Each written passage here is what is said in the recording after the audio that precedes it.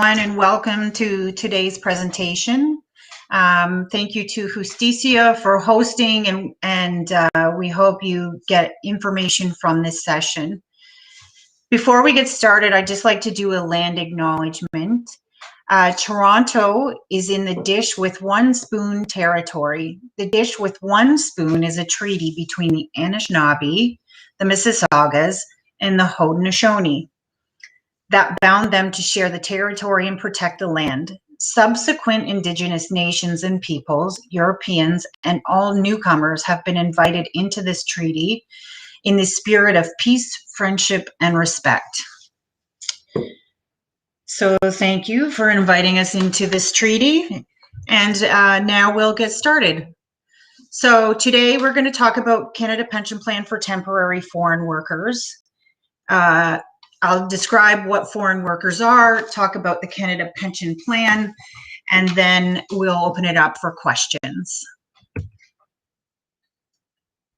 Okay. Firstly, I just wanted to start with what is a temporary foreign worker. If you're a temporary foreign worker who has joined us, obviously you know. But for everybody, migrant workers or temporary foreign workers come to Canada in 3 different streams.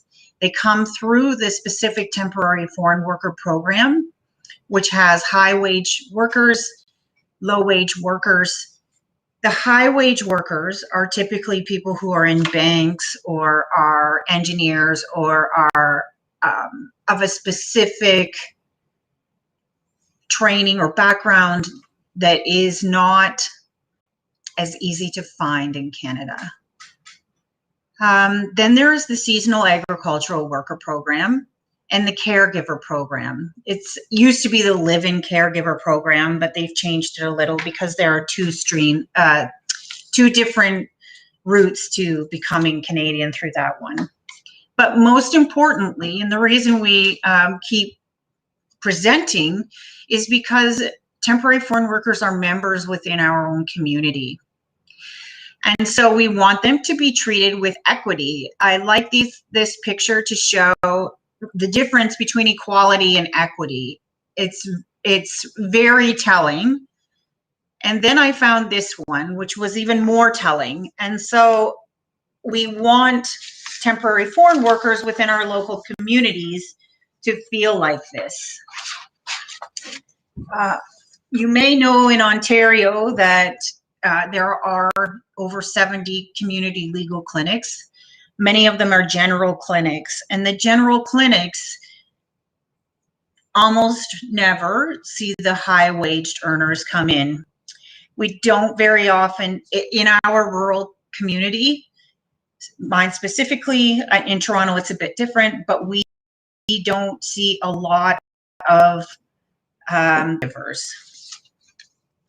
So, Canada Pension Plan, you pay into your pay stub, you'll be able to see how much you contribute. And it's available to you. The amount that you get is calculated annually. It's based on when your T4s are filed. The Canada Revenue Agency then makes its calculations about your contributions. We're going to go into that a bit later. I try to avoid too many math equations for you. So if you have questions specifically, please let us know. These are the types of benefits that are available.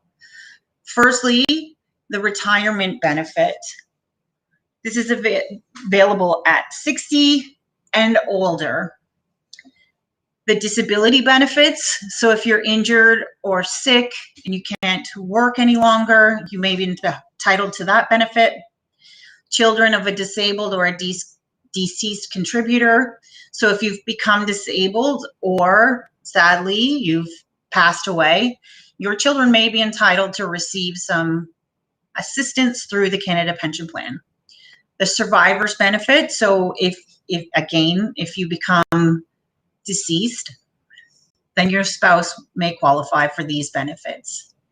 And at your death, whoever has to pay for the funeral is able to receive this benefit.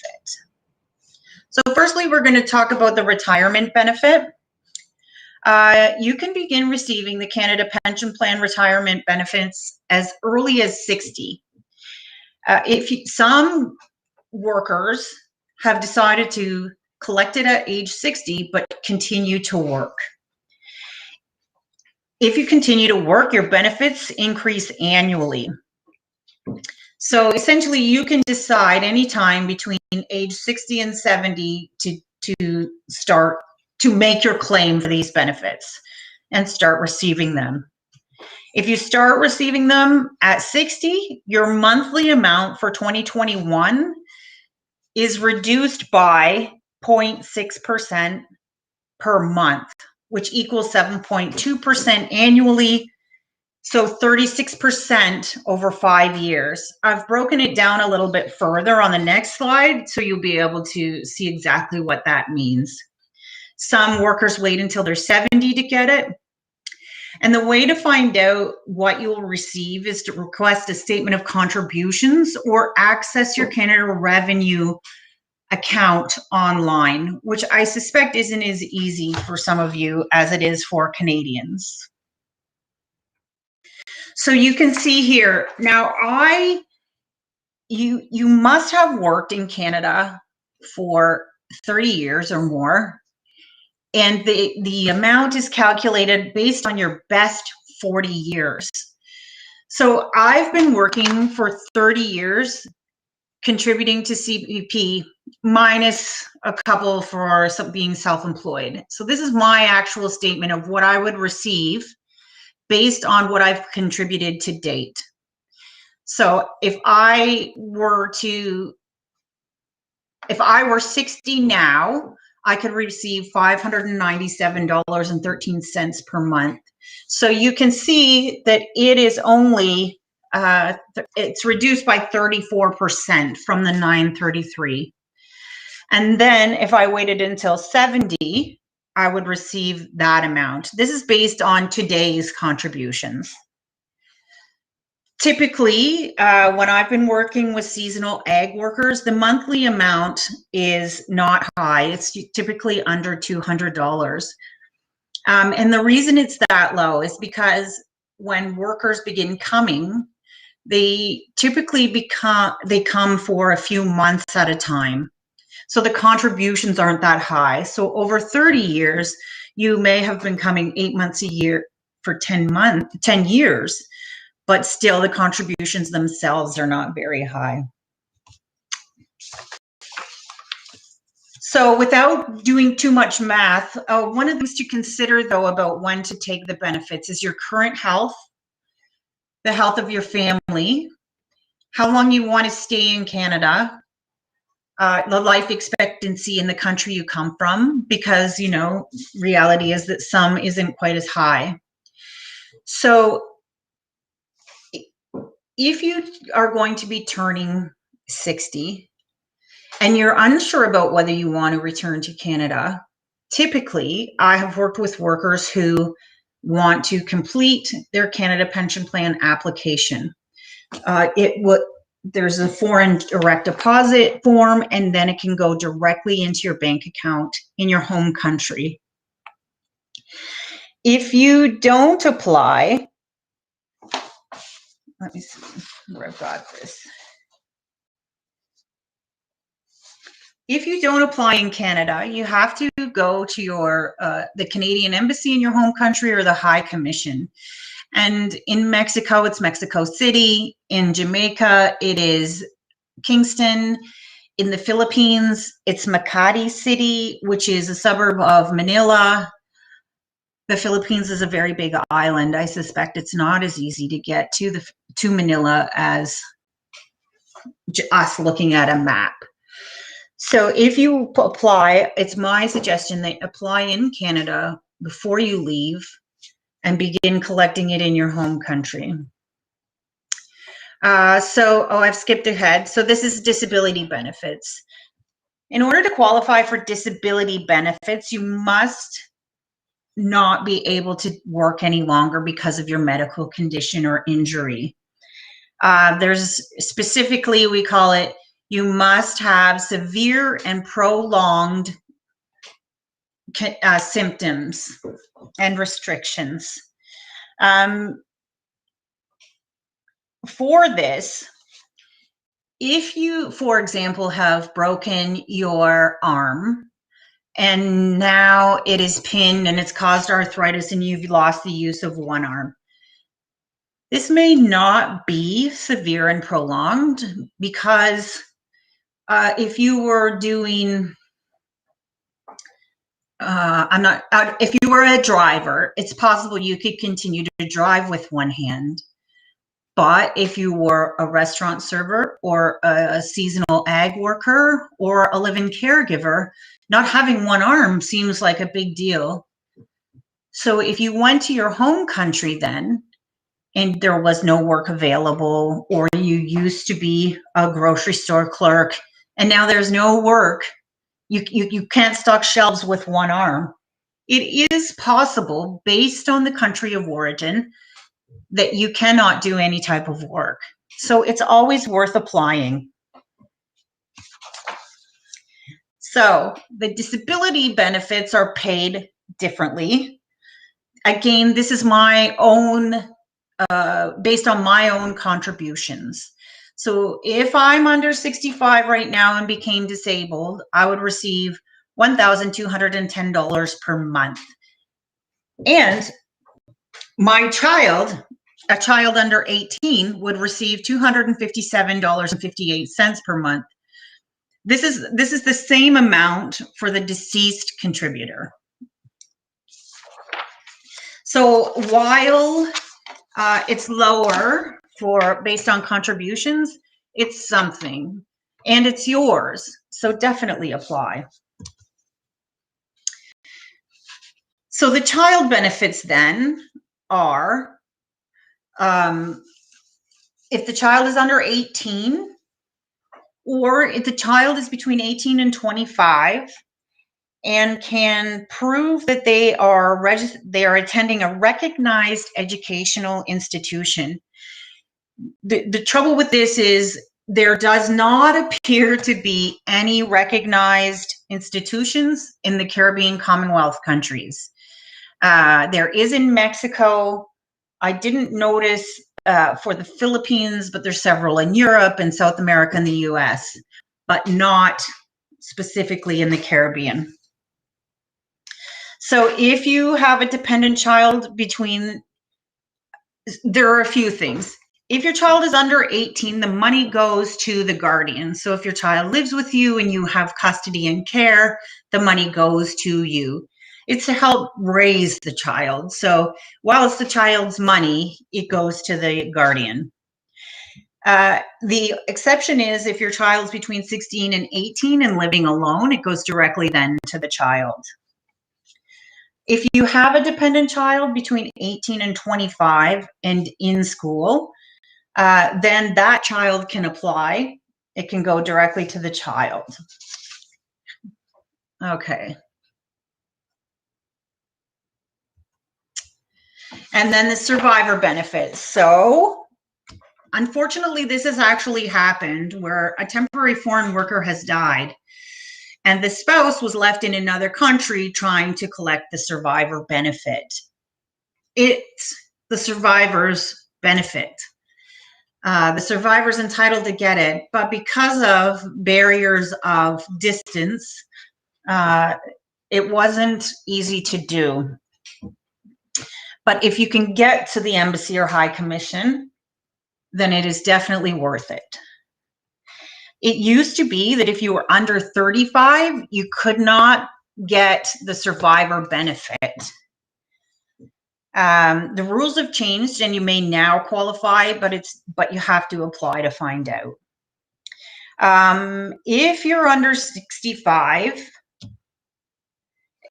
this is the survivor. If the survivor's under 65, they will receive 60% of the contributor's pension. So again, the 60% of 200 would be what your spouse would receive. If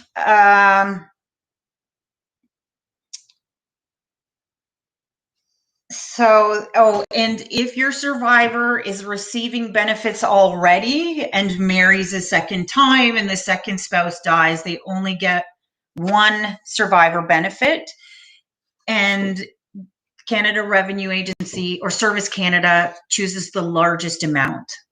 However, the maximum, and this is for 2021, is $722.25.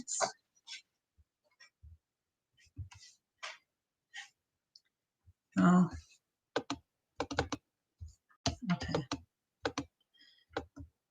Oh. My apologies, just having some technical issues. So again, if the worker dies, the estate may be eligible for the death benefit. An estate happens when it's a Canadian legal term. So if you don't have an estate or a will, the person responsible for paying for your funeral is entitled to the benefit. So in order to get this benefit, the deceased person or the contributor must have worked for at least 1/3 of the years, 1/3 of the year of their contributory period, but no less than 3 calendar years or 10 years in total. So this means for seasonal ag workers, again, that come for a month or two at a time, this benefit may not be available. But again, if you don't apply, it's definitely not available. So again, I've used my own numbers. In the event of your death, your survivor at age 65 or older could receive an amount of less than $600. And then each of my dependent children would be $257. So we already talked about that. Oh, and the death benefit is a flat rate. It's $2,500. So if your funeral is $10,000, you just get the $2,500, or well, the survivor does. So how do you find out what you might be entitled to? You can go to a Service Canada office if you're here in Canada and it's easy to get to. Or again, if you have access to online, it's to the internet, if you have online access, you can go to my Service Canada account or my Canada Revenue Agency access account, I think it's called. Or you can send a letter requesting that they send you a statement. So I've put in here, this is the letter. So if you have access to this letter, great. You're welcome to use it at will. You just put in your name, your social insurance number, and then sign it and mail it to the address that's there. Once you've done that, you'll receive a statement in the mail, and it's broken down for you exactly what money you would get on retirement or disability, or your survivors would get at your death. So it's based on the contributions to date. Based on what you're contributing right now, this is what you would get at 60. It's if you continue to contribute, they will go up. So generally, again, I suggest around 58 people start requesting this so they have an idea. Sometimes this allows workers to know exactly, wait, I can't retire at 60. I have to work until at least 63 based on these numbers. It can be an advantage in your own financial planning, such as it is. So then what happens is you get the statement in the mail, and then when you decide to apply, so you have to apply for all of the benefits, but it's not a given. You may be denied. So if you are denied, and I hope you're not, then you can file an appeal. It's a two-step process. You must firstly request a reconsideration. So it goes back to Service Canada, not the person who made the first decision, but their colleague. So getting a decision changed isn't likely. It's not probable. There are some that go through, but the percentage isn't great. So then you get a letter in response that says, no, we have still denied your application. Then you file an appeal form. So this can be a bit cumbersome, again, if you're having to get to the commission, to the High Commission or the embassy in your home country that doesn't necessarily have great infrastructure. So if these happen, I have put my contact information here because our office has helped many seasonal ag workers. We haven't helped a lot of the low wage workers through the temporary foreign worker program or caregivers. Some definitely, but the bulk of our business comes from seasonal ag workers. Our services are free. So you see I've put the office telephone number and my own work cell phone number with WhatsApp, because we have taken the position that if workers have been working in our area, they are members of our community. But for their, many workers spend more time in Canada than in their own home countries as well. And we always hear stories of temporary foreign workers having to leave their own children in their home countries. So it's important to us that everyone feels included in the community. Legal clinics typically have a geographic area of where they can help people. But we also have taken the position that because we have put ourselves at a bit of a leader in seasonal ag work issues, that we have the ability to assist workers who come from different parts of the province or their families when something happens to the worker. So if you keep this information, I can't promise that, you know, I won't be hit by a bus tomorrow, but typically if you contact me, I will get back to you.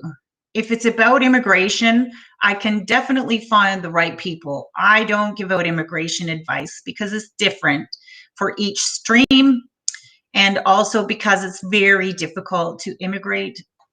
So I don't practice this area of law. I don't know any of the ins and outs of it, just basics, but I can connect you. But if your question is about Canada Pension Plan, making applications, filing appeals, wondering how much you may receive, I can help with this. Or my clinic, or some other clinics, but definitely we can get you to the right spot. Also, if you have questions about employment or housing or occupational health and safety, WSIB, workplace safety and insurance board matters if you're injured on the job, these kinds of things we can answer some questions for.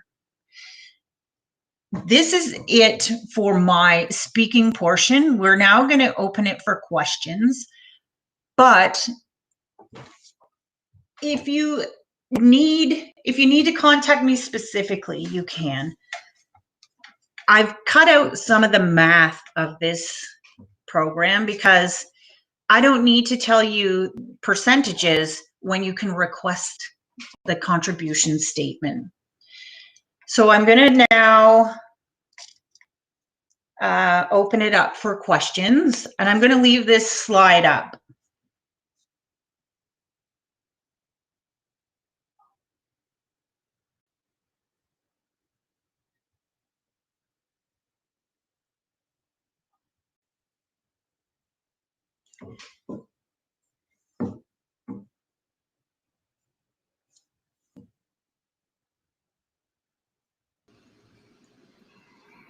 Hi, Teresa. So my name is Hi. Sarah, and I will be moderating and the questions. So feel free to send us your questions.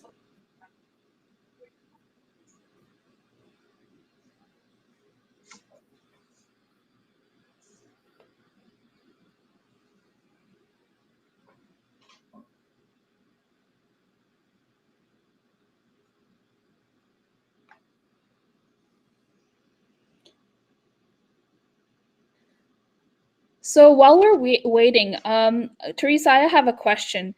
Can you apply for Canada Pension Okay. if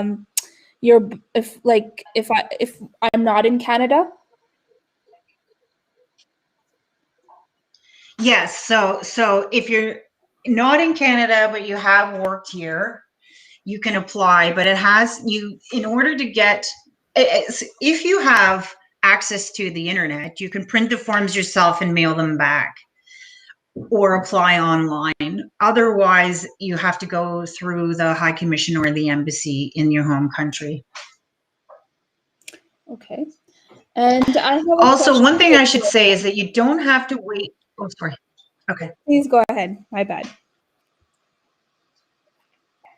Oh, okay. So I was just going to say you don't have to wait until you're 60. If you are 58 and you know for sure you're not going to be coming back, you can apply and just check a box that says begin receiving as soon as eligible.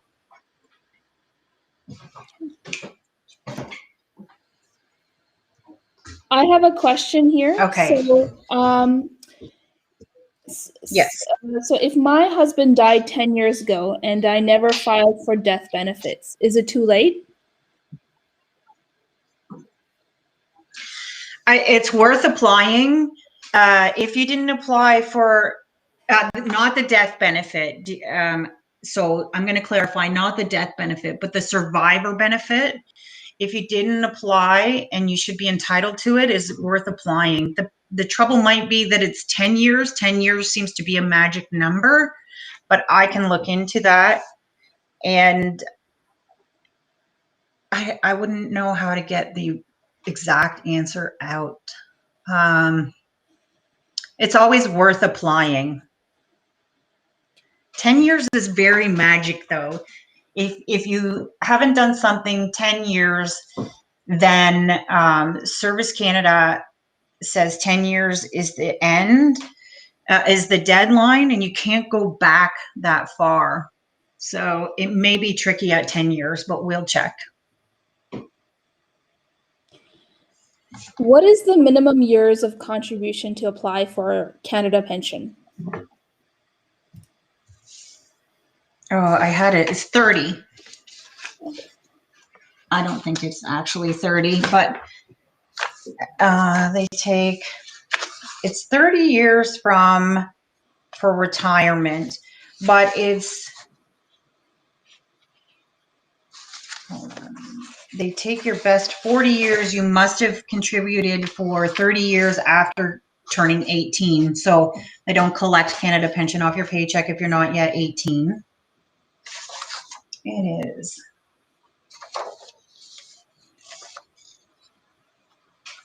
Yes, it's 30 years.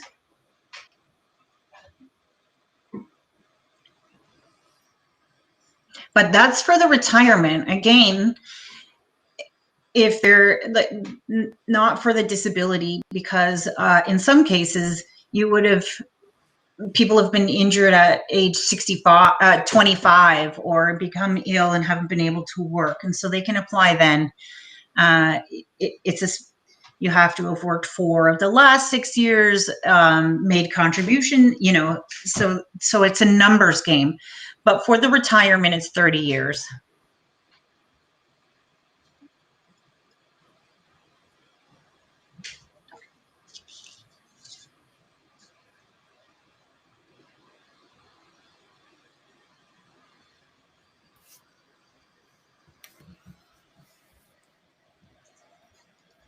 Oh, my apologies.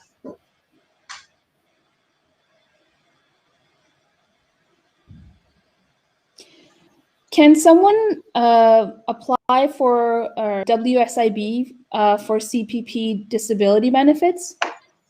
Or can they get both at the same time? Yes. So you can, which is the simple short answer. It's better to apply for WSIB first, because if you do, then the calculations are different. If you are receiving WSIB, we can absolutely, that is typically when I recommend that people do file for Canada Pension Plan Disability. Generally, though, that's where the claim is denied. So follow through with the appeal process. And just for our audience, what is WSIB? Oh, sorry. That is Workplace Safety and Insurance Board. If you are injured on the job, you can apply. And if I can just put a small plug, I'm sure you have other WSIB presenters, but I always like to tell people, please make a claim, because if you just break your thumb, which seems minor, and you tape it and continue working, what if you have somehow pulled a tendon in your arm, and in years to come, your wrists become, like, I'm no doctor, I'm just making stuff up. But if something, you think it's small, later it may be compounded, but then it's too late to make a claim. So if you make the claim in the first place, you don't lose any time. It just goes on file. And then later, whatever the injury was becomes worse. You could say this original injury has become aggravated. But I'll leave that for your specific WSIB presenters. We'll actually be discussing WSIB next week. So yeah, okay, great. Stay tuned. Yes. I shouldn't have answered at all then. I have another question here. How long does the appeal process take? I don't want to tell you. It's quite long. Especially now because of COVID, there was a lag, people were working from home, and so things weren't getting processed properly. The Service Canada people have been doing video conference and telephone conference hearings for some time, so they're a bit quicker to adapt to that. They've had all of the technology, all of the equipment in place. So from filing your appeal, you have 1 year to send in all of your medical information. So that's already 1 year. Sometimes you can say, I've sent it all, I'm ready to proceed. But even then, it's quite some time to be able to get a hearing. So it could be up to 1.5 years, assuming there are no delays either. So.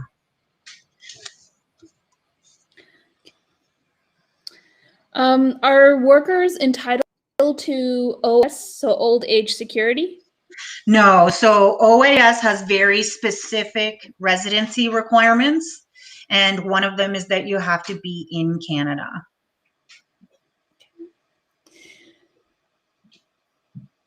So if a worker's country does not have an agreement on pension with Canada, can the worker still apply for Canada pension? Yeah, as long as they've contributed to Canada pension. So typically the agreements are for people who have worked abroad and in Canada. So sometimes for a Canadian, if I'm Canadian and I've worked 10 years in a country in Europe or somewhere else with the agreement and I come back, those years still show as contributory years. So I would be paid probably only Canada Pension Plan, because those working years would be used to calculate the amount. So you can't double dip. But if you've worked in Canada, you can apply for the Canada Pension Plan money, even if you've worked in the other country. So even if there's no agreement and you worked here, you can apply. I just want to also remind viewers that if they have specific cases that they need help with, they can also contact Justicia as well. Yes. And Justicia is one of our referral places. So I have another question. Are there any benefits for waiting until 65 years of age instead of 60? So only, it's been my experience, again, mostly working with seasonal ag workers, that seasonal ag workers like to collect their pension at 60 because the money comes in monthly. So for the month that you're not in Canada, you're still collecting. And because they continue to work to contribute. So if you're working and contributing, the amount goes up. So it really depends on your own finances, whether or not you need it right now, or if you're going to continue working and you want to build it up higher. You're a single person, you're feeling healthy, like you're going to go on for many years. So that's when your health and personal health and financial situations come into effect. The benefit is that if you keep working, it goes up. If you don't have any income at all, it's available. You know, just those things. I can't actually answer that one specifically. You'll get 42% less than you'll get at 65. So it's a more math, which I'm happy to do. If people have their statement of contributions or get them, I'm happy to do the actual math. So can workers get disability from private insurance and CCP at the same time? Normally, the private insurance companies deduct any CPP disability.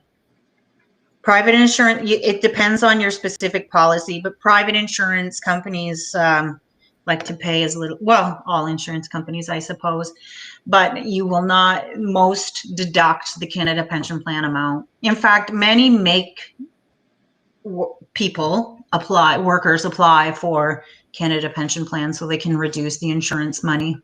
Okay. And then can you work as an ag worker and collect pension at the same time? Yes. Yes. It used to be that you couldn't continue to work and contribute and collect CPP, but everyone can now. Okay.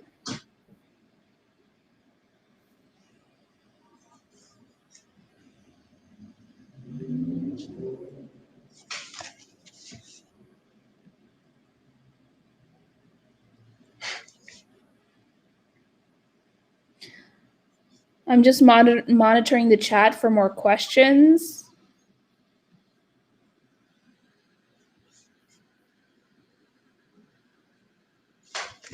Mm-hmm.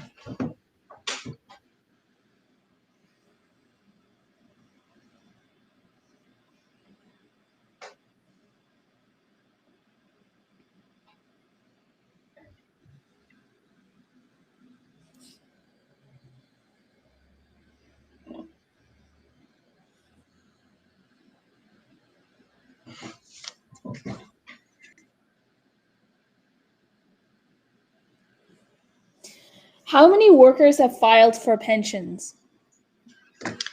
Oh, goodness, I wouldn't know.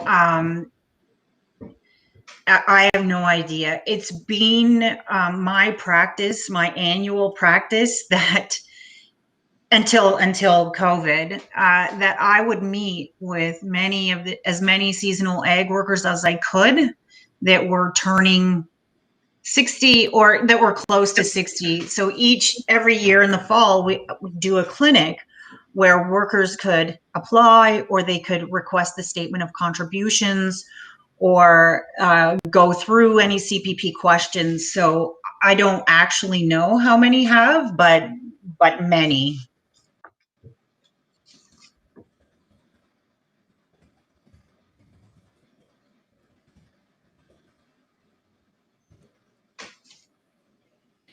And just for the viewers, we will have this video available on the Facebook page. And we will have a translation in Spanish as well.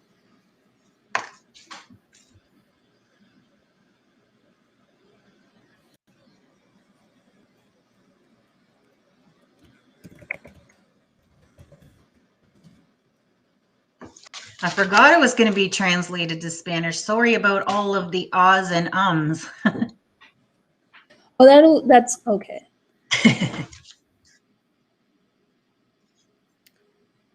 I have a question here. Do you provide interpreter services for workers who cannot speak English?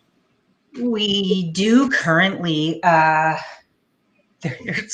There has been some discussion about the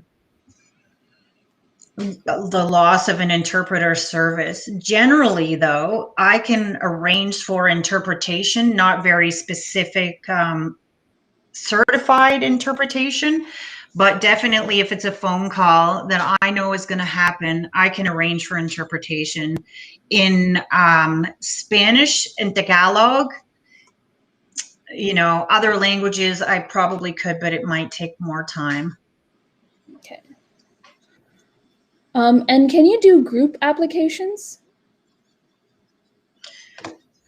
So no, it's individual applications, but I can meet with groups and go through them and hold a clinic if that's closer to the question, if that answers it.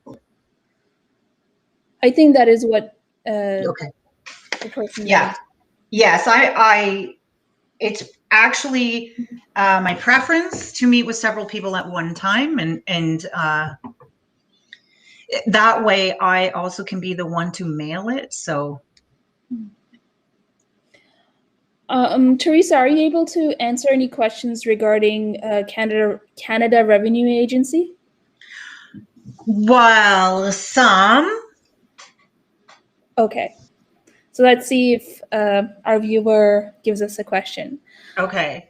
In the meantime, there's another question here. Okay. So what are the qualifications for workers who are employed under the 2-year seasonal program? So those are temporary foreign workers through the low skilled program. So as long as their contracts continue to be renewed, then and they meet the contributory requirements, then same thing, they can get benefits. And then theirs are typically a little higher. Well, it used to be, this is where I haven't updated myself on the immigration part. So it used to be that the temporary foreign workers could do the 2-year contract twice and then had to spend 4 years at home. And then there was a change in government, and now there's been another one. And I haven't honestly updated myself on that part. But assuming that there are 30 years of contributions, they can.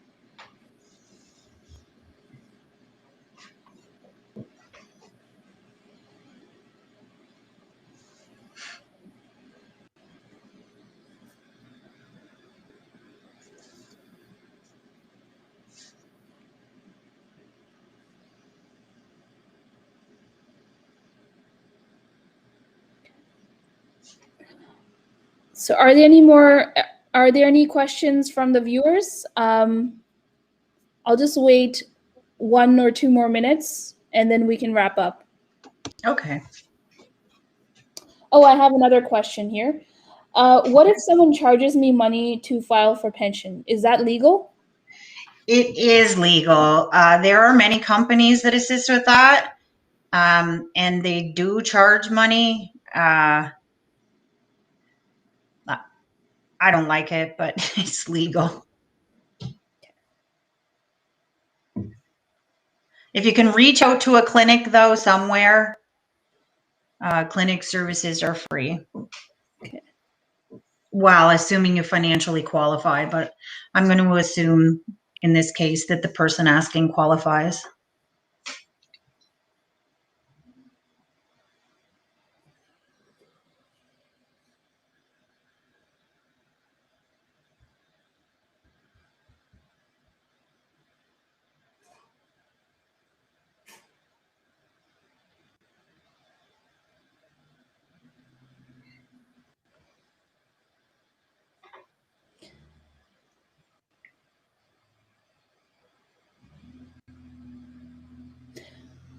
I think these are all the questions we have. Thank you so much, Teresa, for all your insight. It was very helpful. I learned a lot. Oh, good. Thank you for having me. I really appreciate it. Yes, thank you. And for our viewers, if you have more questions, feel free to reach out to Teresa and also Justicia. Depending on what you need help with, we can Sure. also, Justicia can also help. And so can Teresa. So let us know.